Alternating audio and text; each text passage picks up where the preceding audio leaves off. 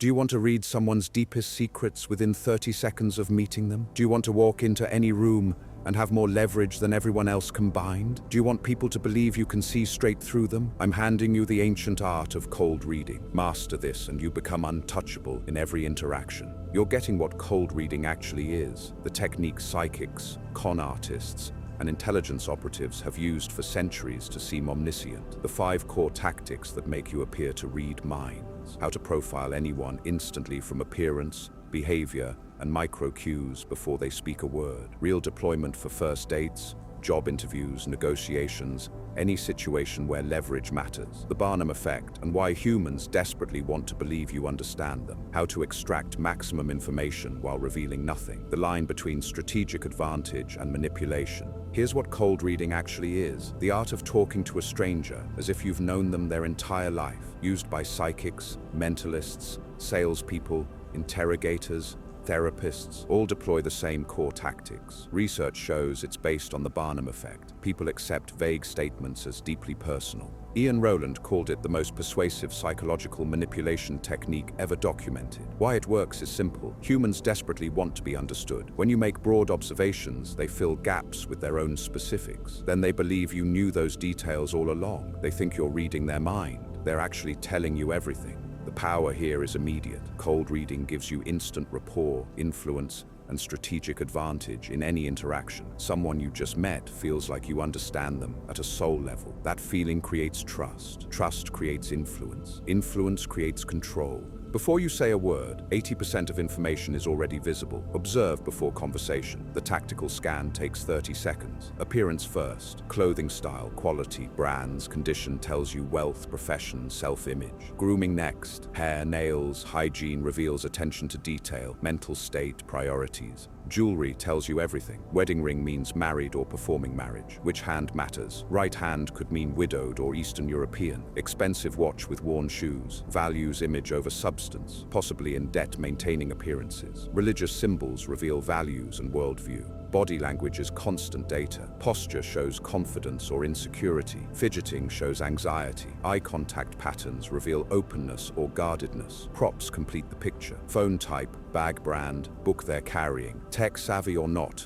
Status conscious or practical, current interests all visible. Real example, business meeting. You scan the person across the table in 30 seconds. Expensive watch but worn shoes. Image focused, financially overextended. Wedding ring on right hand, widowed or Eastern European origin. Fidgeting with pen, nervous, new to high stakes meetings. You haven't spoken and you already have leverage. You know how to approach them, what to emphasize, where they're vulnerable. Tactic 1 is the Barnum statement, named after P.T. Barnum, proven by the Forer effect in 1948. Vague statements that apply to almost everyone but feel personally specific. Human pattern recognition assigns personal meaning to general statements. The formula sounds like this. You need others to like you, yet you're critical of yourself. Applies to 90% of humans. Each person thinks, that's exactly me. Not psychic, universal. Examples that work universally. You've been hurt before, so you're more cautious now with trust. Everyone's been hurt. Everyone's more cautious after. Feels specific. You project confidence outward, but sometimes doubt yourself internally. Universal human experience. You have untapped potential you haven't fully realized. Who doesn't believe this? Deployment is strategic, open with Barnum. Watch them agree, nodding or saying exactly. Then narrow based on reactions. Real scenario. First date. I sense you've had your heart broken before and it changed how you approach relationships. Watch what happens. They open up completely, tell you the entire story, the ex, the pain, what they want now. You made a universal statement. They volunteered everything. Tactic 2 is shotgunning. High probability guesses. Throw out multiple options rapidly. Watch what sticks. Based on statistics, most people fit common categories. List several possibilities. Emphasize whichever gets a reaction. Fake psychic example. I'm sensing someone close whose name starts with J, M, or S, maybe R, covers 40% of common names. James, John, Jennifer, Michael, Mary, Sarah, Steve, Robert, Rachel. Watch their face. When you hit, they react. Pupils dilate. They lean forward. Small nod. Focus there. Yes, strong M energy. Michael, Mark, Works because you list options. They select. Feels like you knew. They forget you listed 5. Only remember you got the right one. Real deployment. Networking. Someone new. You work in tech, finance, or consulting. Covers 60% of professionals in major cities. Watch body language. Tells you which before they answer. Slight smile at tech. That's it. Yeah, could tell by how you carry yourself. Definitely tech. Advanced version combines shotgunning with observation. Laptop has startup stickers. Already know it's tech. Confirming observation. Event badge says FinTech Summit. Finance. They think you read energy. You have working eyes. Here's where most people stop. They learn a few tricks, use them like party games. Real power comes from the next 3 tactics. These turn cold reading from entertainment into a tactical weapon. Tactic 3 is the rainbow ruse. State someone's trait and its opposite in the same statement. Works because humans are walking contradictions. Both sides true depending on context. The formula is simple. You're this trait, but also the opposite when situation demands. Examples that work universally. You're generally outgoing and social, but you value alone time and can be quite introverted when you need to recharge. Literally everyone. Extroverts need downtime. Introverts can be social. You're logical and analytical, but you also have a deep emotional side you don't show everyone. Every human has both. You're confident in abilities, yet sometimes struggle with imposter syndrome, wondering if you're good enough.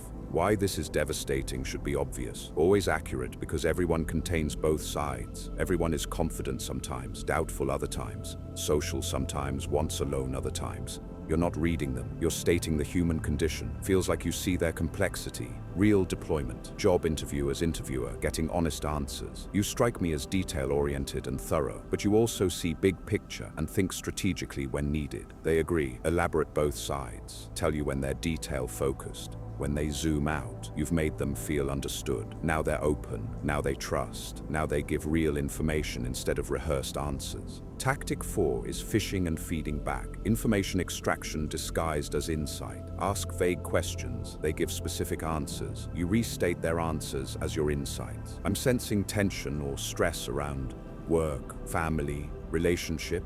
3 categories cover main stress sources for all humans. They pick one. Yeah, actually work has been incredibly stressful. You feed back. I knew it. Could feel that work energy was heavy for you. They think you divined it. You listed 3 options they chose. Advanced fishing uses statements disguised as questions. You seem like someone who values loyalty highly. Broad, always true. Everyone values loyalty to some degree. Watch what happens. They don't just agree, they elaborate. Yes. Had a friend betray me once and it destroyed me. Now loyalty is everything. You didn't ask a question. They volunteered their life story. Real deployment in negotiation, trying to figure out what they actually want beyond surface terms. I sense you're looking for something beyond just the money on this deal. If yes, they tell you. Honestly, money matters, but I'm really looking for long-term partnership. Now you know their real motivation. If no, they correct. Actually, financial terms matter most right now. Either way, you extracted their real position. That's intelligence. That's leverage. Tactic 5 is the Jacques Statement, named after French psychologist